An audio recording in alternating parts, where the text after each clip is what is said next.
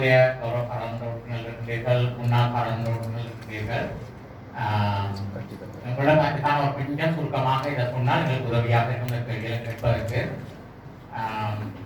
கௌரவ பாராளுமன்ற உறுப்பினர்களுடைய வகிப்பாகம் ஒன்று இருக்குது. அது குறிப்பாக தேசிய மட்டத்தில் அரசியல் சட்டங்களை உருவாக்குறது, வழிகாட்டுதல்களை உருவாக்குறது, தேசிய வளங்களை பாதுகாப்பதற்கான வருகை சட்டங்களை உருவாக்குறது போன்ற பல்வேறு வழிபாடுகள் கொடுத்திருக்கின்றன.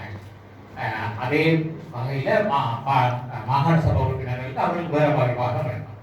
உள்ளூராட்சி மத்தியில் இந்த வழிபாகங்கள் தெளிவாக இருக்கின்றதா என்பதை பற்றி ஒரு கருத்துக்கள் இருந்தால் உதவியாக இருக்கும். என்றால் நீங்கள் மக்கள் மத்தியில் அது தெளிவாக இருந்தால் தான் அந்த வாய்ப்பாகங்களை நீங்கள் சரியான முறையில் அங்கே ஆற்றக்கூடியதாக இருக்கும். அல்லது அழுத்தங்கள் வேறு மாதிரியாக வருவார். பல பேர் குறிப்பிட்டிருந்தீர்கள். அது ஒன்று.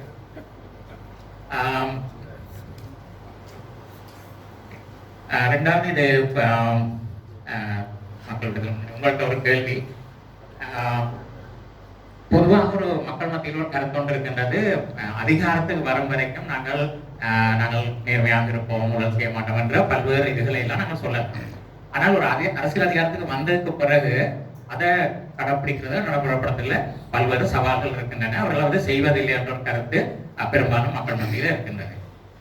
இப்ப தற்போது உள்ள அரசியல் சூழலில் பெரும்பாலும் இன்றைக்கு தென்பகுதியில உங்கள் சம்பந்தமாக ஒரு பெரிய ஒரு எதிர்பார்ப்பு ஒன்று இருக்கின்றது, ஒரு மாற்றத்துக்கான ஒரு பெரிய எதிர்பார்ப்பு ஒன்று இருக்கின்றது.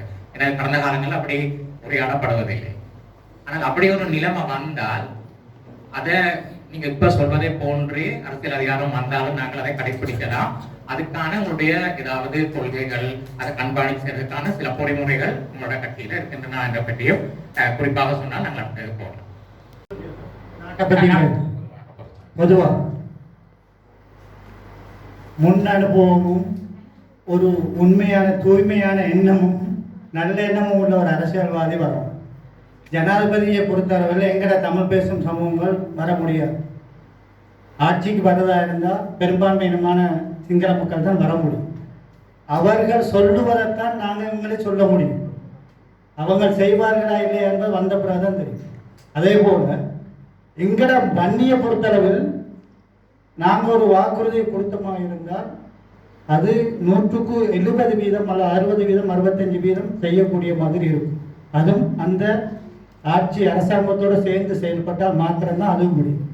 இப்போ எதிர்கட்சியாக நாங்கள் செயல்படுவோமா இருந்தால், இப்போ வன்னி வடமாகாணத்தை பொறுத்தவரை தமிழ் முஸ்லிம்கள் மட்டும்தான் இருக்கிறாங்க, சிங்களாக்கள் குறிப்பிட்டவங்க தான் இருக்கலாம். அந்த ரெண்டு சமூகம் இணைந்து ஒன்றிணைந்து எதிர்கட்சியாக இருந்தாலும் சேர்ந்து போய் செய்வோமா இருந்தால் எங்களுடைய தேவைகளை செய்யக்கூடிய மாதிரி ஒரு சந்தர்ப்பம் கிடைக்க சந்தர்ப்பம் இருக்குது. அதே மாதிரி வாக்குறுதிகள் கொடுத்து வாக்கெடுத்து செல்வதற்கும் மக்களுடைய எண்ணங்கள் இருக்கும் அடிப்படை அறிவு, அடிப்படை தெரிவுகள், அதாவது ஒரு பிரதேச சபை உறுப்பினராக அல்லது மாகாண சபை உறுப்பினராக வந்து ஒரு பாராளுமன்றத்துக்கு வந்து அதுக்கப்புறம் ஜனாதிபதியாக வருவாராக இருந்தால் மக்களுடைய அடிப்படை தன்மைகள் தெரிஞ்சிடும். இப்போ அதன்படி செயல்படக்கூடிய ஒரு சந்தர்ப்பம் கிடைக்கும். அப்படியான ஒரு அரசியல்வாதியை நாங்கள் தேர்ந்தெடுப்பதாக இருந்தால், நாங்கள் தேர்ந்தெடுக்கிறதுக்கு முயற்சி செய்தாலும் அவங்களோட பெரும்பான்மையான மக்கள் வந்து யாரை தெரிஞ்சு வைக்கிறாங்கன்னு தெரியாது. இப்போ எங்கள் சகோதரர் சொல்கிற மாதிரி இவருடைய தலைமத்துவத்தை ஜனாதிபதியாக வருவார்னு சொல்கிறார். அவர் வந்தாலும் செயல்படுத்துவாரா அல்லது சஜித் பிரேமதாசன் வந்தால் செயல்படுத்துவாரா என்பது எங்களுக்கு ஒரு கேள்விக்குறி தான். ஏன்னா நாங்கள் வந்து இன்னும் அவங்களோட கட்டத்துக்குள்ள அவங்களுடைய அடிப்படைக்குள்ள நாங்கள் இன்னும் செல்லவில்லை. நாங்கள் அவர்களுடைய எதிரியாக இது வரைக்கும் பார்க்கப்பட்டு கொண்டிருக்கிறோம்.